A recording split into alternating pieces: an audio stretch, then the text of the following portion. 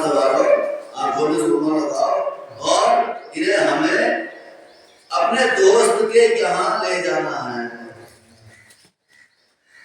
पहले क्या कहा था आपने कि इब्राहिम अल्लाह के दोस्त खलीलुल्लाह, अस्सलाम अलैकुम या इब्राहिम खलीलुल्लाह। नहीं जरा तवारसा में अस्सलाम अलैकुम या इब्राहिम खलीलुल्लाह, ऐ अल्लाह के दोस्त इब्राहिम तुम पर हमारा सलाम हो। जनाबे हाजरा से जनाबे इब्राहिम क्या कहते हैं, हाजरा इस बच्चे को तैयार करो और हमें अपने दोस्त के यहाँ ले जाना है, अपनी दोस्त की बारगाह में।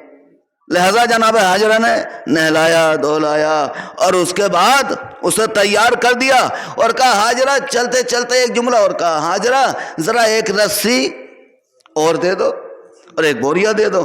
कहा इसका क्या मतलब है? कहा छुरी दे दो। कहा इसका क्या करोगे? कहा हो सकता है मुझे अल्लाह की बारगाह में कुर्बानी पेश करनी पड़ जाए, मुझे अल्लाह की बारगाह में क्या कुर्बानी पेश करना पड़ जाए। लिहाजा जनाब हाजरा जानती थी कि अल्लाह का नबी कोई गलत कदम नहीं उठा सकता, कोई गलत कदम नहीं उठा सकता। लिहाजा वो तमाम ज़रूरियात की चीज़ें जनाब हाजरा ने जनाब इब्राहिम के सामने पेश कर दी और जनाब इब्राहिम इस्माइल को लेकर मिना के मैदान की तरफ चले, जहाँ हाजी कुर्बानियाँ पेश करते हैं। अब ये हज का ही मौका है, वहाँ कुर्बानियाँ भी होंगी हैं, और ये हज का मौका बेहतरीन इस्तिदलाल भी और बेहतरीन एक मंजर कशी भी हो जाएगी और सब जहन में आ जाएगा हाँ क्या होता है वहाँ और हमें क्या करना चाहिए।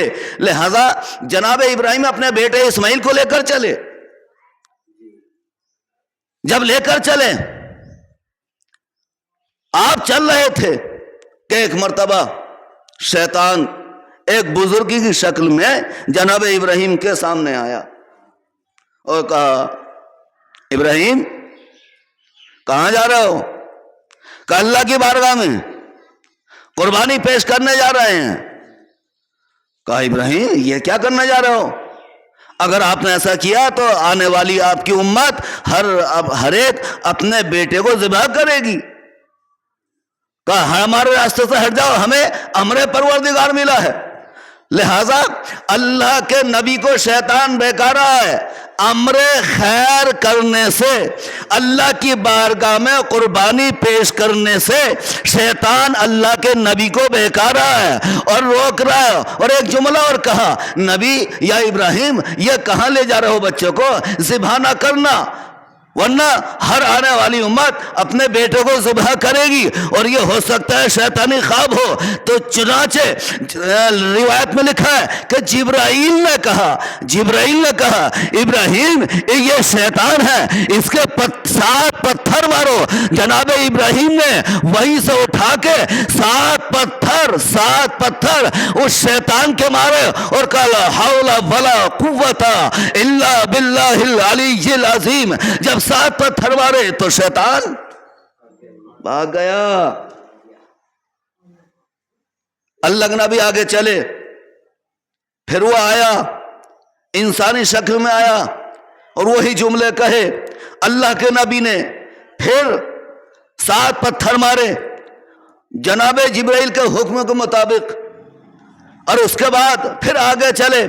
जब देखा बाप काबू में नहीं आ रहा, जब देखा कि बाप काबू में नहीं आ रहा है, बेटे के पास आया, इस्माइल कहाँ जा रहे हो? कहा अल्लाह की बारगाह में जा रहे हैं, कुर्बानी पेश करने जा रहे हैं। कहा तुम तैयार हो गए ज़िबह होने के लिए? लिहाजा ये सच्चा ख्वाब नहीं है, हो सकता है ये शैतानी ख्वाब हो। अल्लाह के जनाबे नबी जनाबे इस्माइल ने कहा ला हौला वला कुव्वता इल्ला बिल्लाहिल अलीय्यिल अज़ीम। 7 पत्थर मारे, वो शैतान दूर हो गया। तो जब हाजी हज करने जाता है और 3 जगह 3 पिलर बने हुए हैं, जहां जहां शैतान ने बकाया था वहां पर रमिए जमारात करता है। अल्लाह ने कहा मेरे नबी इस अमल को बेकार ना होने दूंगा, ये तुम्हारा अमल हमारी बारगाह में कबूल है। इसलिए कि नबी का फेल जो फेले खुदा होता है और नबी जो करता है वो अल्लाह के हुक्म के मुताबिक करता है।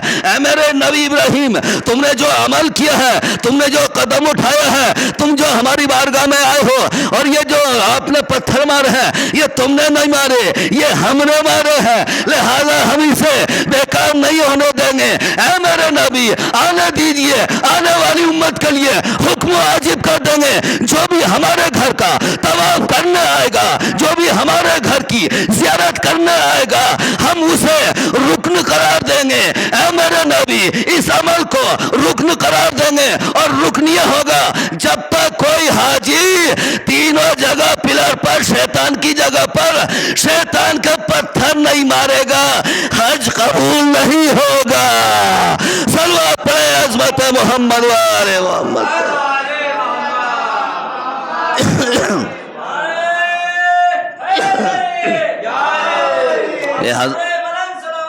اللہم صلی علی محمد۔ اب کیا ہوا؟ اب دیکھا یہ باپ بیٹے قبضے میں نہیں آئے، جناب ابراہیم کا گھر پہنچا۔ کہاں؟ جناب ابراہیم علیہ السلام کا گھر پہنچا، اور پہنچنے کے بعد دق الباب کیا۔ کہا کون؟ کہا ہاں میں۔ کہا کیا بات ہے؟ کہا سنتی ہو؟ کچھ خبر ہے؟ کہا کیا ہوا؟ کہا ابراہیم کون ہے؟ کہا ہمارے شوہر۔ اسماعیل کون ہے؟ کہا ہمارا بیٹا۔ وہ کہاں گئے ہیں؟ کہا اپنے دوست کے ساتھ۔ کیا کیا لے گئے ہیں؟ سارا سامان بتا دیا، چھری لے گئے، رسی لے گئے، ایک بوریا لے کے گئے ہیں۔ کہا معلوم ہے وہ کیوں لے کے گئے ہیں؟ کہا کیا ہوا؟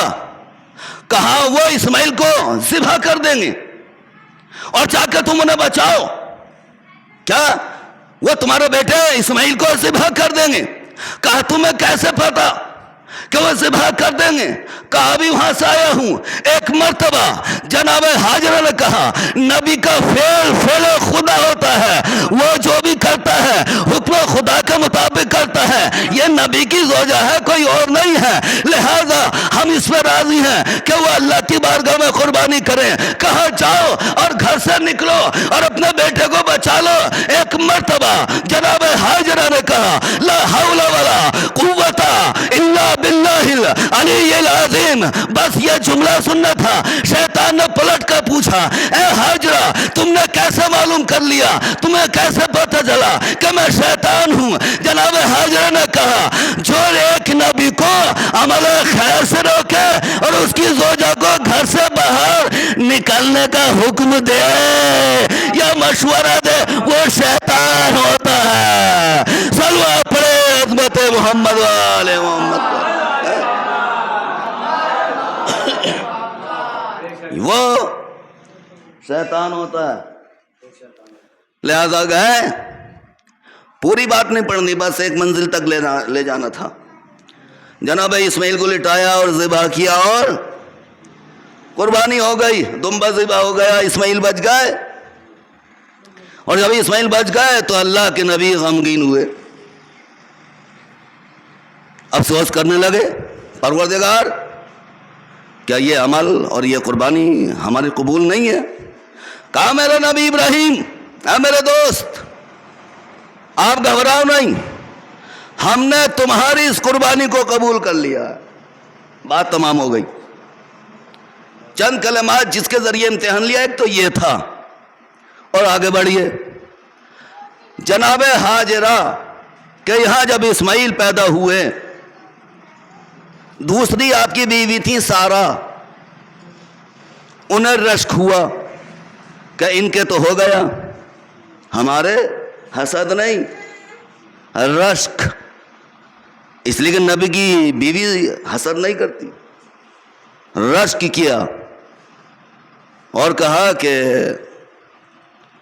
ابراہیم آپ انہیں ان کے بیٹا ہوا ہے، اور امر پروردگار ہوا جب دیکھا کہ رشک کر رہی ہیں تو جناب ابراہیم کو وحی ہوئی، اے ابراہیم حاجرہ اسماعیل کو لے جاؤ اور مکہ جا کے چھوڑ دو، خانہ کعبہ کے قریب۔ اب حکم پروردگار ہے نا۔ جناب ابراہیم نے جناب حاجرہ اور اسماعیل کو لیا اور مکہ کی طرف چل پڑے۔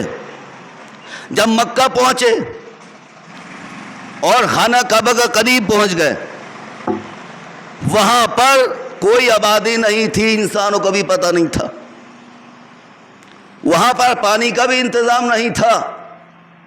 सुन रहे हैं आप? ग़िज़ा का कोई एहतमाम नहीं था, लेकिन हमें परवरदिगार था कि आप वहां छोड़ के आओ, हैं? अब करना है ना।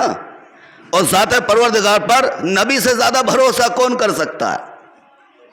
सबसे ज्यादा भरोसा करने वाला नबी या इमाम होता है। लिहाजा उन्होंने इस्माइल और जनाब हाजरा को वहां ले गए, और जब छोड़ के चलने लगे तो जनाब हाजरा ने, पहली बात तो ये बात पूरे आगे बढ़ने से पहले एक मिसाल दे दूं। घर को मान लीजिए, घर ही ले लीजिए।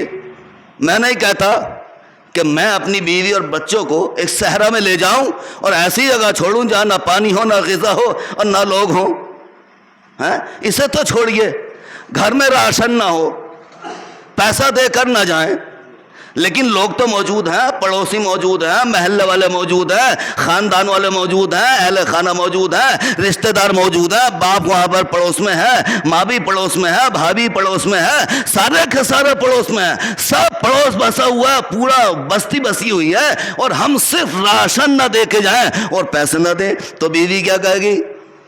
यहाँ अकेले चल दी है, कुछ दे के तो जाओ, हैं? वो रुक जाएगी? कभी नहीं रुक। आपने कुछ दिया नहीं, खर्चे पानी का कोई इंतजाम नहीं, आप जा रहे हो अपने काम से, हम भी तुम्हारे बच्चों को छोड़कर चले जाते हैं अपने बाप के घर, लिहाजा वो परेशान हो जाएगा। तो ये हाल है आज। कोई तैयार नहीं होगा, कोई तैयार नहीं होगा। लेकिन अगर यहाँ की जगह ऐसी जगह ले जाए जहां आबादी ना हो, जहां पानी का एहतमाम ना हो, जहां ग़िज़ा का एहतमाम ना हो, तो लिहाजा कोई राजी हो जाएगी? कोई बीवी है जो ऐसी मकाम पर रहने के लिए राजी हो जाए? कोई नहीं राजी होगा। और हम कहें तुम इंशाअल्लाह अल्लाह पे भरोसा करो, अल्लाह बड़ा भरोसेमंद है, उस पर भरोसा करो, उस पर भरोसा करोगे तो कामयाब हो जाओगे। तो बीवी गई दिमाग खराब हो रहा है, यहाँ कुछ है, कैसा भरोसा, कैसे खुदा, नऊज़ बिल्लाह मिन ज़ालिक, कुफराना हमें जुमले बयान कर देगी। लेकिन ये कोई आम बीवी नहीं है, ये अल्लाह के नबी, अल्लाह के दोस्त की बीवी जनाब हाजरा है, जो नबी पर ईमान रखती है, अपने बेटा जो पैदा हुआ ये भी नबी है, इस पे भी ईमान रखती है, अल्लाह पे ईमान रखती है। अल्लाह के नबी ने क्या कहा? ऐ हाजरा अल्लाह पे भरोसा करो, उसका सपुर्द तुम्हें करके जा रहा हूं, है? और ये कह के चले गए, और जब चलने लगे तो आंखों से अश्क जारी हो गए बीवी और बेटे की जुदाई में। और क्या कहता अल्लाह ने? छोड़ के चले जाना। चंद कलमात के जरिए इम्तिहान, ये इम्तिहान ही तो है। एक बेटा है, बीवी है, उसे छोड़ना पड़ रहा है ऐसी वादी में जहां ना आबादी है, ना ग़िज़ा है, ना पानी का एहतमाम है। लिहाजा जनाब इब्राहिम छोड़कर चले आए, और जब छोड़कर चले आए तो जनाब इब्राहिम को प्यास महसूस हुई। जनाब इस्माइल को प्यास महसूस हुई। छोटे हैं ना, अभी छोटे बच्चे हैं। जनाब इस्माइल को प्यास महसूस हुई, और माँ तो समझ जाती है, माँ वो है जो बगैर अल्फाज की लैंग्वेज जानती है, बगैर अल्फाज की भाषा को जानती है। अपने बेटे की कैफियत को देखा और एक मर्तबा समझ गई, न इसे दूध चाहिए, न इसके पेट में दर्द है, न इसे कोई बीमारी है, इसे पानी चाहिए, ये पानी चाहता है। लिहाजा जनाब हाजरा ने पानी की कोशिश करने के लिए थोड़ी सी दूर चली, और एक मर्तबा दो पहाड़ियां देखी। एक पहाड़ी का नाम है सफा, एक का नाम है मरवा, एक का नाम है सफा, एक का नाम है मरवा। लिहाजा जनाब हाजरा, सबसे पहले जनाब हाजरा ने सफा को देखा कि यहाँ पानी मिल जाए, लेकिन पानी नहीं मिला। वहां से दौड़ी, और दौड़ने के बाद मरवा पहाड़ी पर पहुंची कि यहाँ पानी का तमाम हो जाए। वहां नहीं हुआ, शायद इधर हो जाए सफा पर।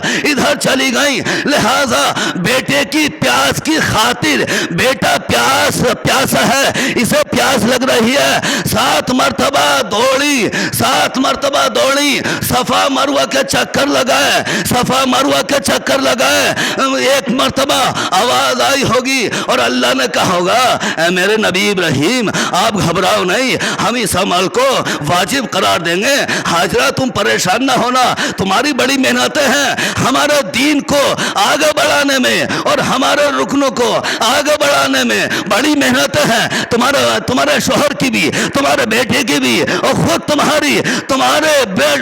شوہر کی سب سے بڑی قربانی یہ ہے کہ اپنی زوجہ کو تانا چھوڑا، اپنے چھوٹے بچے کو جو شیر خار ہے ایسی جگہ چھوڑا ہے، نہ پانی کا اہتمام ہے نہ غذا کا اہتمام ہے، کس کا بھروسے چھوڑا؟ ذات پروردگار کے ہمارے اوپر چھوڑا ہے، لہذا ہم اہتمام کریں گے، ہم پانی بھی دیں گے، ہم غذا بھی دیں گے، اللہ ہم تمہارے اس عمل کو رائگاں ہونے نہیں دیں گے، کیوں؟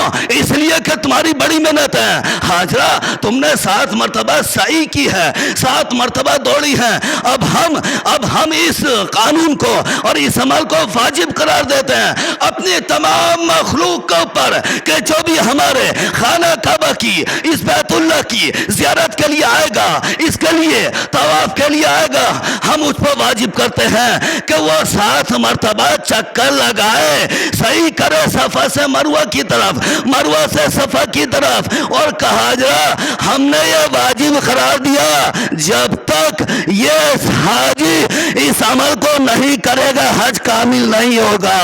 صلوات پڑھے حضرت محمد و آل محمد پر۔ تو جناب حاجرہ سعی کر رہی ہیں، کوشش کر رہی ہیں کہ بچے کو پانی مل جائے، بچے کے لیے پانی کا اہتمام ہو جائے۔ ایک مرتبہ جناب حاجرہ نے نگاہ اٹھا کے دیکھا، جہاں بیٹا اسماعیل لیٹا ہوا تھا وہاں پر چند پرندوں کا گول ہے، اور وہاں پر پرندے چکر لگا رہے ہیں، شاید پانی سے سیراب ہو رہے ہوں، لہذا جب دیکھا کہ پرندوں کا گول آیا ہوا ہے، معلوم نہیں کیا بات ہے، یہ پرندے یہاں اکٹھا کیوں ہیں، لہذا جناب حاجرہ جب وہاں پر پہنچی، جناب اسماعیل شیر خان ہے، جب انہوں نے پیاس کے عالم میں اپنی ایڑیوں کو زمین پر مارا تو اللہ نے اسماعیل کے لیے چشمہ جاری کر دیا، جسے آج ہم کہتے ہیں آب زمزم لے کے آنا، آب زمزم لے کر آنا، آب زمزم لے کے آنا، زمزم کا پانی لے کر آنا، بڑا متبرک ہے، جو اسے پی لے گا صحت یاب ہو جائے گا، جو اسے پی لے گا بیماری دور ہو جائے گی، جو اسے پی لے گا مرادیں پوری ہو جائیں گی۔ ارے اسماعیل کے صدقے میں مرادیں پوری ہو رہی ہیں، اسماعیل کے صدقے میں تمنائیں پوری ہو رہی ہیں، اسماعیل کے صدقے میں شفا ہو رہی ہے۔ ارے جب اسماعیل کے لیے اسماعیل کے ذریعے سے شفا حاصل ہو سکتی ہے تو فخر اسماعیل کے ذریعے کیوں نہ ہو سکتی؟ صلوات پڑھے عظمت محمد و آل محمد پر۔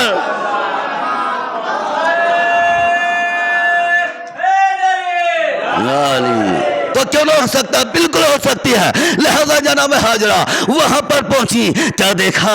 چشمہ جاری ہے، پرندے پانی پی رہے ہیں، لہذا ایک مرتبہ جب دیکھا یہ پانی ہے اور یہ جاری ہوتا چلا جا رہا ہے، یہ پھیلتا چلا جا رہا ہے، ایک مرتبہ جناب حاجرہ نے کہا زمزم زمزم تھم جا رک جا، تو پانی رک گیا۔ لہذا وہی چشمہ آج سعودی عرب میں موجود ہے، اور وہاں سے لوگ آج بھی آب زمزم لے کر آتے ہیں، اپنے مریضوں کو پلاتے ہیں تو شفایاب ہو جاتے ہیں۔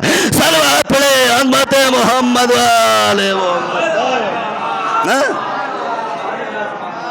تو یہ کلمات ہیں، وہ کلمات جن کے ذریعے اللہ نے اپنے نبی خلیل ابراہیم کا امتحان لیا، بیٹے کا ذبح کرنا، بیوی اور بچوں کا ایسی جگہ چھوڑنا جہاں پر غذا کا نہ اہتمام نہ پانی کا۔ اللہ نے غذا کا بھی اہتمام کیا اور پانی کا بھی اہتمام کر دیا، ہو گئی بات پوری۔ اور اس سعی کو کیا واجب قرار دے دیا اللہ نے. آپ دیکھیے. اور اسماعیل نے جو چشمہ جاری ہوا ان کے ایڑیوں کے ذریعے سے, اس پانی کو کیا کہا؟ آب زمزم, مائے شفا, ایسا پانی جس سے شفا حاصل ہو جائے. جب کوئی حج پہ جاتا ہے یا عمرہ پہ جاتا ہے سب سے پہلے کچھ لائے یا نہ لائے؟ پانی ضرور لاتا محسن بھائی. اور ہم اس سے کہتے بھائی کچھ دے یا مت دے, تھوڑا سا ایک گھونٹ یا ایک بوند دو بوند ہمیں آب زمزم ضرور دے دے, اس لیے کہ اس میں شفا ہے, اس میں شفا ہے. بیماریوں سے راحت, بیماریوں سے راحت, رنج و غم سے راحت. تو یہ کلمات تھے جس کے ذریعے اللہ نے اپنے نبی ابراہیم کا امتحان لیا. ایک امتحان اور ہے, امتحان تو بہت ہیں لیکن یہ 3 زیادہ مشہور ہیں. تیسرا امتحان کیا ہے؟ جناب ابراہیم کا آگ میں ڈالے جانا. جناب ابراہیم نے کہا کفار سے, مشرکین سے کہ جب تم اپنے بستی چھوڑ جاؤ گے, جب تم اپنی بستی چھوڑ جاؤ گے تو ہم تمہارے خدا کو نیست و نابود کر دیں گے, انہیں توڑ دیں گے. لہذا وہ وقت آیا اور وہ مشرکین اپنی وادی چھوڑ کر صحرا میں چلے گئے اور ساتھ میں حلوے کے بت بنائے انہوں نے. حلوے کے بت بنائے جاتے تھے پہلے انہیں پوجا کرتے تھے. ایک صلوات پڑھے محمد والے محمد.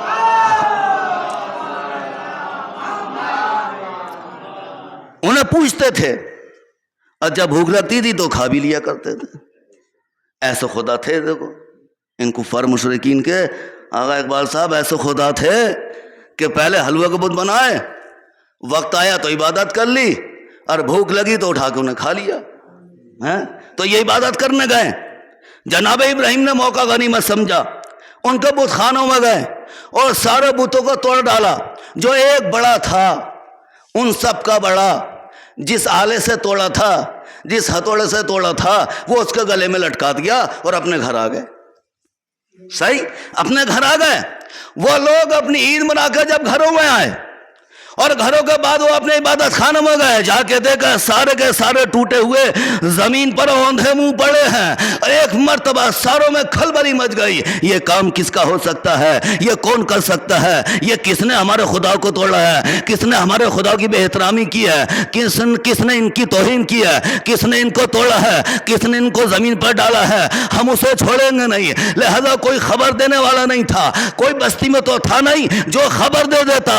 بس وہی پھر آیا جو جناب ابراہیم کو, اسماعیل کو, ہاجرہ کو بہکانا آیا تھا. اور ایک مرتبہ جب لوگ یہ مشورہ کر رہے تھے کہ یہ کام کس کا ہو سکتا ہے, یہ کام کس کا ہو سکتا ہے, ان کے دماغوں میں, ان کے کانوں میں القاء کیا شیطان نے کہ یہ کسی کا کام نہیں ہے. یہاں کوئی نہیں تھا, یہاں ابراہیم تھے. ابراہیم اللہ کے نبی ابراہیم تھے.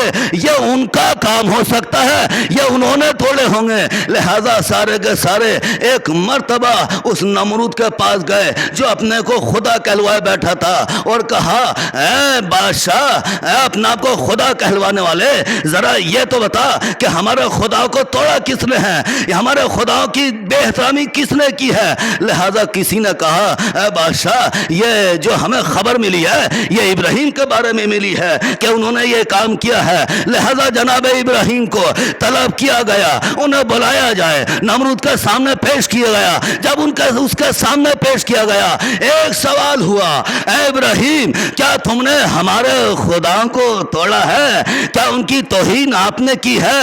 ایک مرتبہ جناب ابراہیم نے یہ نہیں کہا کہ میں نے نہیں کہا, کہا ان کے بزرگ سے معلوم کر لو, ابھی تو ان کا بزرگ موجود ہوگا. نمرود اور اس کی رعایا کہنے لگی. نمرود نے کہا ابراہیم ذرا ہوش کے ناخن رکھو, ذرا عقل سے کام لو, کیا بت بھی بولا کرتے ہیں, ہم ان سے کیسے معلوم کر سکتے ہیں؟ جناب ابراہیم نے فی البدیہہ ایک جملہ کہا, جب تم ایک بت سے سوال نہیں کر سکتے, جب وہ بت تمہاری ہیلپ نہیں کر سکتا, تمہاری مدد نہیں کر سکتا, تم سے گفتگو نہیں کر سکتا, تم سے کلام نہیں کر سکتا, تمہاری مدد نہیں کر سکتا, تو ایسے ایسے کو خدا مانتے ہی کیوں ہو؟ صلوات پڑھو عظمت محمد والے محمد پر۔ تو ایسے کو خدا مانتے ہی کیوں ہو؟ نہ گفتگو کر سکتا ہو، نہ کلام کر سکتا ہو، نہ فائدہ پہنچا سکتا ہو، نہ تم سے کلام کر سکتا ہو، نہ تمہاری سن سکتا ہو، نہ تمہیں سنا سکتا ہو۔ ایسے خدا کو ماننے سے کوئی فائدہ نہیں ہوتا۔ لیکن جاہل تو جاہل ہوتا ہے، جاہل ہوتا ہے۔ مولانا ہلال صاحب، کیا جاہل ہوتا ہے؟ اسے نہیں پتا میں کیا کر رہا ہوں، وہ عقل سے کام نہیں لیتا، وہ جہالت سے کام لیتا ہے، وہ جہالت سے کام لیتا ہے۔ مولانا نے فرمایا جاہل اور جو کم عقلہ ہوتا ہے، جو بے وقوف ہوتا ہے، اس کی زبان پیچھے ہوتی ہے، اس کی زبان آگے ہوتی ہے، دل پیچھے ہوتا ہے۔ وہ پہلے بولتا ہے، بعد میں سوچتا ہے۔ اور ہوشیار کی زبان پیچھے ہوتی ہے، عقل دل آگے ہوتا ہے، پہلے سوچتا ہے بعد میں بولتا ہے۔ لیکن یہ اتنے بڑے جاہل اور ناکرہ گنوار تھے کہ انہیں پتہ نہیں چلا کہ اللہ کے نبی ابراہیم نے کیا کہا ہے کہ تم ایسے کو مانتے ہی کیوں ہو جو تم سے کلام نہیں کر سکتا، جو تم سے گفتگو نہیں کر سکتا، جو تمہیں سنا نہیں سکتا، تمہاری سن نہیں سکتا، تمہیں فائدہ نہیں پہنچا سکتا۔ لہذا ابراہیم نے کہا، ایک مرتبہ نمرود کہتا ہے، بتاؤ یہ جب انہوں نے کیا تو انہیں سزا کیا دی جائے؟ کسی نے کہا انہیں قید میں ڈال دیا جائے، کسی نے کہا انہیں ضرب لگائی جائے، الگ الگ مشورے، کسی نے کہا انہیں جلا دیا جائے۔ قرار یہ پایا کہ ابراہیم کو جلایا جائے آگ میں۔ ایک مدت تک لکڑیاں اکٹھے کی گئیں، ایک اونچا انبار لگ گیا اور اس میں آگ لگا دی گئی، اور آگ ایسی تھی کوئی قریب جا نہیں سکتا تھا، اوپر سے پرندہ گزر جائے تو جل کے راکھ ہو جائے، اتنی اونچی لپٹیں اٹھ رہی تھی۔ جب اونچے ڈھیر میں سر سے اور چھت کی برابر لکڑی کا ڈھیر لگا دیا جائے، اس میں آگ لگا دی جائے، اب بتائیے شعلوں کا کیا عالم ہوگا۔ لہٰذا کسی نے کہا اب اس میں ابراہیم کو کیسے ڈالیں گے، اس میں ابراہیم کو کیسے پہنچایا جائے، کسی اس میں اتنی طاقت نہیں ہے کہ انہیں اٹھا کے آگ میں ڈال دے، کوئی قریب جا نہیں سکتا، ابراہیم کو ڈال نہیں سکتے۔ لہذا شیطان نے ایک منجنیق کا نقشہ بنا کے پیش کیا، اس لیے کہ اللہ نے وعدہ کیا ہے، یا ابن آدم تم شیطان کی پیروی نہ کرنا، تم شیطان کے قدم بقدم نہ چلنا، اس لیے کہ وہ تمہارا کھلا ہوا دشمن ہے۔ تم میری عبادت کرنا، میں لائق احترام ہوں، میں لائق عبادت ہوں، اور میں ہی تمہیں صراط مستقیم تک پہنچا سکتا ہوں، صراط مستقیم پر باقی رکھ سکتا ہوں۔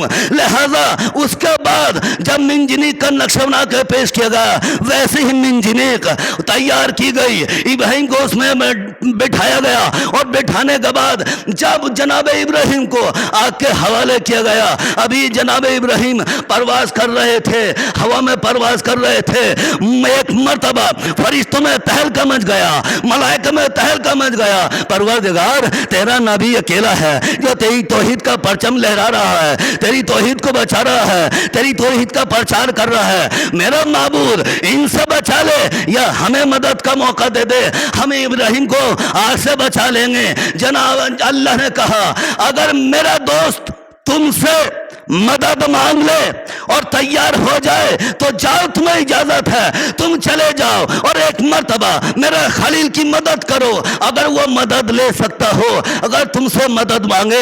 لہذا اجازت پا کر ملائکہ فرشتے ابراہیم کے پاس ہے، جب ہوا میں پرواز کر رہے تھے تو جناب ابراہیم سے کہا اللہ کا حاجہ، اے ابراہیم اللہ کے دوست، یہ کس نے کہا؟ فرشتوں نے۔ اے اللہ کے دوست ابراہیم، کیا تمہیں کوئی حاجت ہے؟ کیا تمہیں کوئی مدد کی ضرورت ہے کہ ہم تمہیں آگ میں جلنے سے بچا لے؟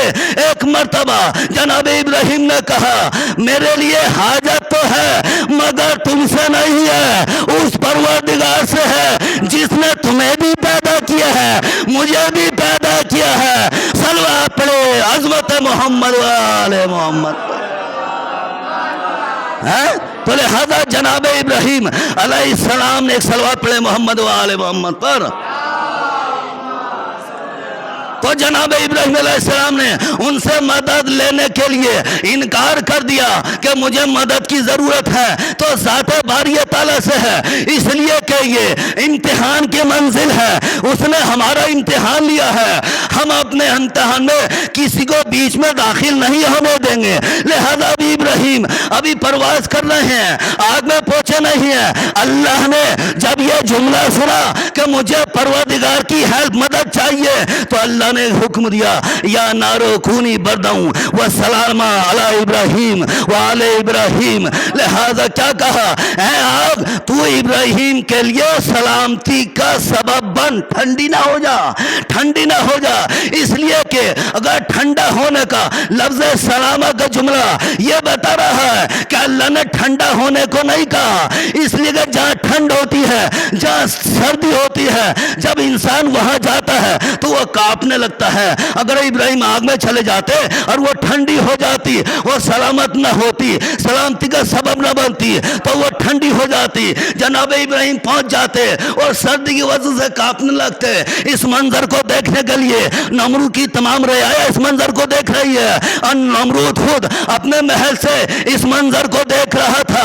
لہذا اللہ نے کیا کہا کہ تو سلامتی کا سبب بن جا، کس کے لیے؟ ابراہیم کے لیے۔ اگر ٹھنڈی ہو جاتی تو وہ کانپنے لگتے۔ دشمن کہتا ابراہیم ہم سے ڈر گیا، ہم سے ڈر گیا، ہم سے ڈر رہا ہے، ہمیں دیکھ کر خوف زدہ ہو رہا ہے۔ لہذا کہا تھا یا نارو کونی بردوں وسلام علی ابراہیم وعلی ابراہیم، اے آگ تو ابراہیم کے لیے سلامتی بن جا، سلامتی کا سبب بن جا۔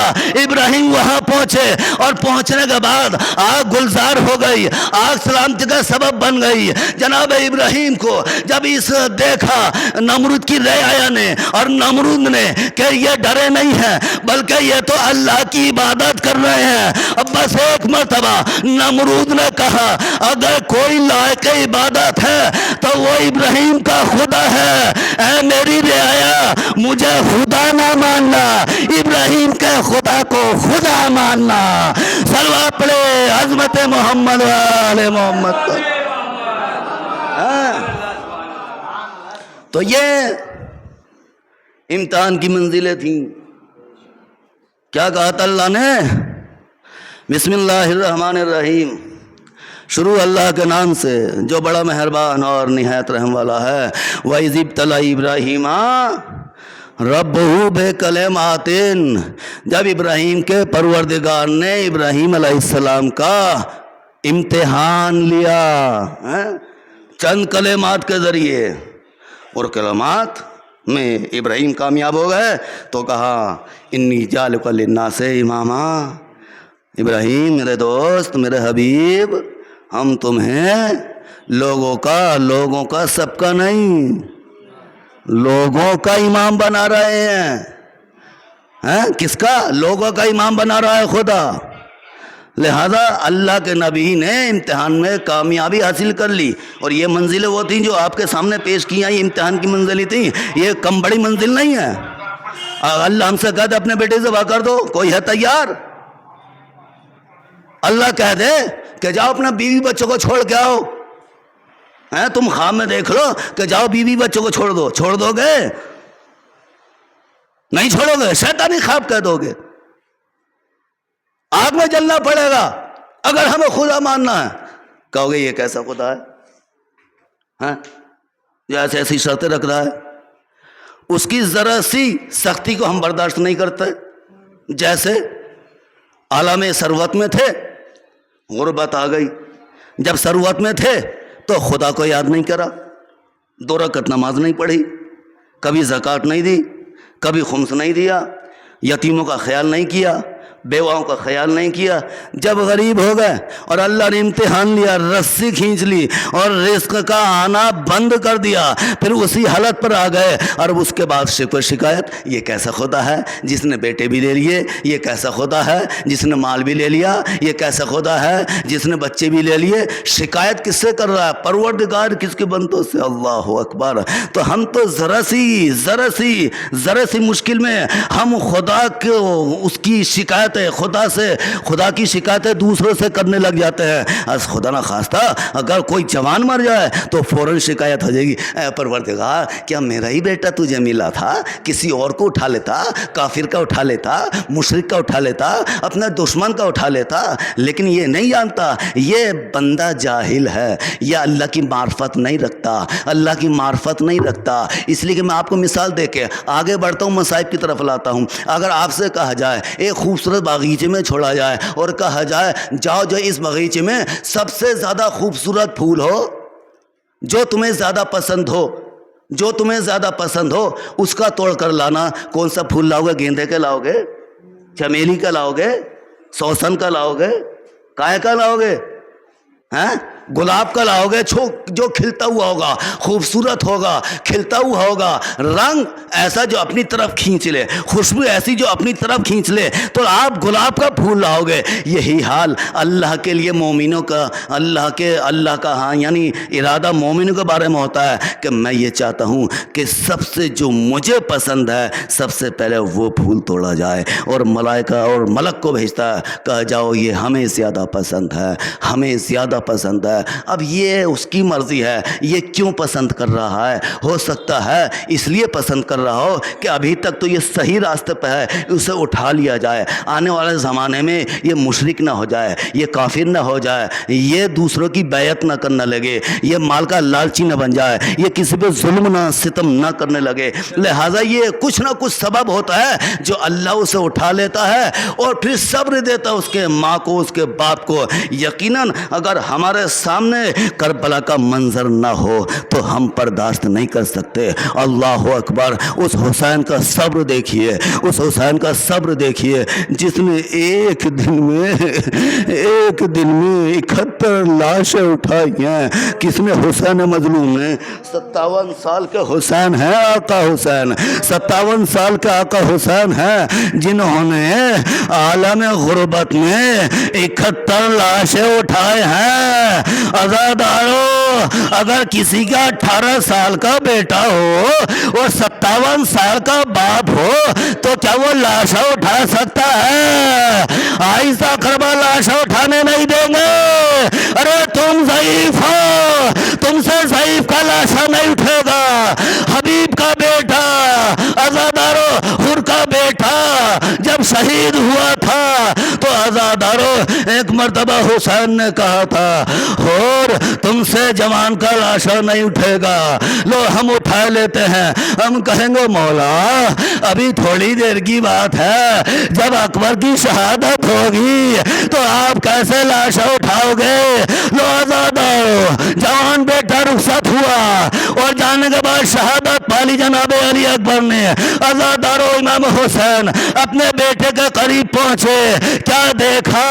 ارے جوان بیٹا 3 دن کا بھوکا پیاسا اپنی ایڑیوں کو زمین کربلا پر مار رہا تھا.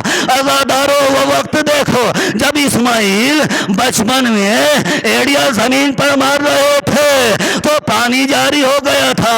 یہ تو فخر اسماعیل ہے, یہ فخر اسماعیل ہے. اگر یہ ایڑیاں مار رہے ہیں تو پانی کیوں نہیں نکل رہا ہے؟ شاید آواز آئے, ارے تو مندے تو نہیں جانتا, یہی تو امتحان کی منزل ہے. ہم بھوک و پیاس کا امتحان لے رہے ہیں. لہذا باپ نے بیٹے کے سینے سے ہاتھ ہٹایا. ارے کیا دیکھا؟ سینے میں برچی کا پھل ٹوٹا ہوا ہے. ایک مرتبہ بیٹے سے پوچھا, بیٹا کوئی تکلیف تو نہیں ہے؟ ہاں بابا سینے میں درد ہو رہا ہے, یہ برچی کا پھل ٹوٹا. ایک مرتبہ مولا حسین نے ایک زانو کربلا کی زمین پر رکھا. عزادارو ایک ہاتھ سینہ علی اکبر پر, ایک ہاتھ سے برچی کو پکڑا. علماء مقاتل لکھتے ہیں جیسے ہی برچی کا پھل پکڑا اس کے ہلایا تاکہ آسانی سے نکل آئے. اس کے ہلنے کے ساتھ زمین کربلا کو زلزلہ آ گیا, خیموں میں زلزلہ ہونے لگا. شہزادی زینب نے کہا لیلا تیرے اکبر کی خیر, زمین کو زلزلہ آ گیا. ارے یہ کیسا زلزلہ ہے؟ اس کے بعد حسین نے نجف کا رخ کر کے کہا بابا علی مرتضیٰ، بابا علی مرتضیٰ، ارے دو انگلیوں سے خیبر اٹھانا بڑا آسان ہے، آئیے کربلا میں دیکھیے حسین کا امتحان، حسین کا صبر دیکھیے، جوان بیٹے کے سینے سے برچھی کا پھل کھینچا، عزادارو برچھی کے ساتھ ساتھ اکبر کا کلیجہ آ گیا، ایک خون کا فوارہ جاری ہوا، عزادارو اکبر کی روح پرواز کر گئی، حسین لاشیں اٹھانا چاہتے ہیں، 57 سال کی عمر ہے، جوان کا لاشا ہے، ضعیف باپ ہے، لاشا اٹھا نہ سکا، آخر میں خیمہ کا رخ کر کے کہا اے بنی ہاشم کے بچوں آؤ، ارے حسین کی مدد کرو، لہذا عزادارو بچے آئے، ان کی مدد سے لاشا اکبر کو اٹھایا اور خیمے میں لے آئے، چند جملے اس کے بعد ختم دعا عزادارو سنیں گے، جب لاشا علی اکبر خیمے میں آ گیا اور لٹا دیا گیا، تمام بیبیاں وہ اکبرہ وہ حسینہ کر کے ماتم کر رہی ہے، لیکن ہاں عزادارو ایک مرتبہ جناب زینب نے دیکھا، ارے تمام بیبیاں آ گئیں، لیلا دکھائی نہیں دیتی، لیلا نہیں آئی ہیں، اکبر کی ماں کہاں گئی، لہذا جناب زینب جیسے ہی لیلا کے خیمے میں گئی، ارے کیا منظر دیکھا، خدا کسی کو یہ منظر نہ دکھائے، ایک جوان بیٹی کی ماں کو کیا دیکھا، ارے اس کو کیا دیکھا جناب زینب نے، لیلا ہے، کبھی خیمے کی اس طرف سے ٹکرا دیا، کبھی خیمے کی اس طرف سے ٹکرا دیا، جناب زینب نے کہا بھابی ام لیلا، ارے آپ خیمے کی تنابوں سے کیوں ٹکرا رہی ہیں، کاش شہزادی میرا اکبر مارا گیا مجھے دکھائی نہیں دیتا، لو لیلا کو لاش اکبر پہ لایا گیا، لیلا نے ایک مرتبہ اکبر کے سینے سے کیا دیکھا کیا محسوس کیا، برچھی کا پھل ٹوٹا ہوا ہے، اکبر کا سینہ زخمی ہے، ایک مرتبہ کا اے بیٹا اکبر مجھے معاف کر دینا، میں ویسے ہی تربیت نہ کر سکی جیسا تربیت کرنے کا حق ہے، اللہ لعنت اللہ علی القوم الظالمین، ساری عالم الذین